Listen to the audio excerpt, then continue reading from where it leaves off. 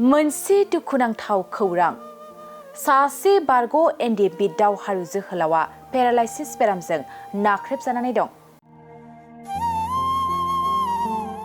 नंगौ, कुसुम्बिल गामिनि थागिबि सासे बारग' NDFB सन्जिब बसुमतारिया पेरालाइसिस बेरामजों नाख्रेबजानानै राङारि आंखालाव गोग्लैसोनानै दं। सन्जिब बसुमतारिनि आथिङा पेरालाइसिस जानानै थाबायनो हाया, लोगोसे किडनियाबो गाज्रि जानानै दं। बिथाङा 1 दाननिबो बारा जाबाय बे बेमारजों भुगिनानै थानाया। सन्जिब बसुमतारिया गावनि बेमारखौ गोबां डक्टरफोरजों नायजाब्लाबो फाहामना लानो हायाखै आरो सन्जिब बसुमतारिया रांखावरि गैयैनि आंखालाव गावनि बेमारखौ फाहामनो हायैलाय सरकारनिफ्राय आरो रायजो राजाफोरनिफ्राय थाइसे थाइनैब्लाबो अनसुंथाइ मोननो हास्थायदों सन्जिब बसुमतारिया। मख'नो गोनांदि सन्जिब बसुमतारिया 29 बेच गबिन्द बसुमतारिनि ग्रुपनि सासे बारग' NDFB मोन।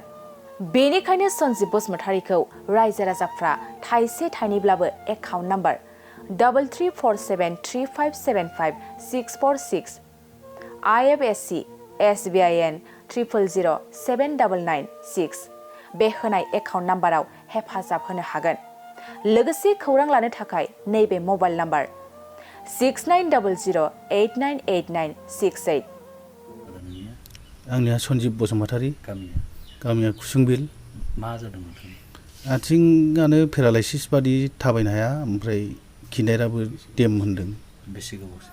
1.5 मास जाबाय गोबावा। डाक्टार नायजादोंमोन? डाक्टाराथ' नायजादों। बहाबा नायजादों? नायजादों जारागुरि हस्पिटालाव, ओमफ्राय कुसुगाव, ओमफ्राय क'क्राझार नायजाबाय। ओमफ्राय किडनि देम होनदों, आथिङाबो दा थाबायनो हाया जादों। मुलि थुलि बायना जादोंना जाया?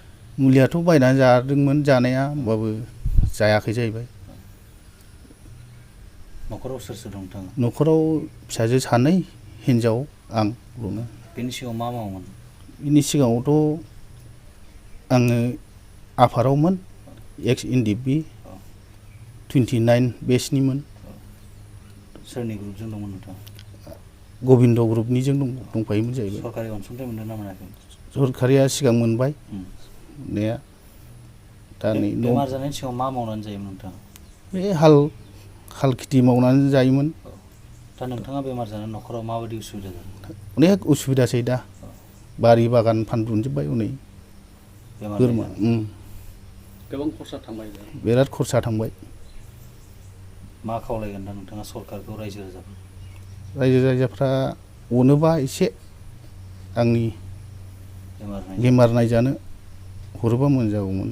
खावलायगोन सरकारखौनोथ'। रायजो राजाखौ मा खावलायगोन? रायजो राजाफोरनिफ्रायथ' आंनो अनसुंथाइ मोनोबा मोजां जागौमोन एसे एनै। सरकारखौ मा बुङो? सरकाराबो अनसुंथाइ मोनोबा मोजां जागौमोन सरकारनिफ्रायबो। डाक्टारनावबो आंहा कचबिहाराव थांबावनांगौ दङ, बिनि जुनै गोबां थाखा फैसा नांगौ। दा आंहा फाननांगौ जेबो गैला, फानजोबखाबाय। बारि बागान गैला। आरो फिसा 2 दङ, फोरोंलांनांगौ। माबायाव ग्रेस स्कुलाव मिसनाव सासे सोदों, ओमफ्राय सासेयाथ' दाबो 6 मासल' जादों। जा अननानै थाइसे थाइनै हरो रायजो राजाफोरनिफ्राय अनसुंथाइ हरदो आंनो अननानै।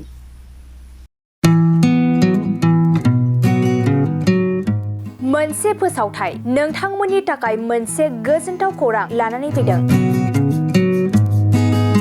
चिरां जिल्लानि सिङाव थानाय काजलगावनि सिफुं हटेलखौ गुवाहाटी नोगोरनि साखाथियाव थानाय सानसारियाव गोदानै मोनसे सिफुं हटेल ब्रान्च खुलिनाया नोंथांमोननि थाखाय गोजोनथाव खौरां लानानै फैदों।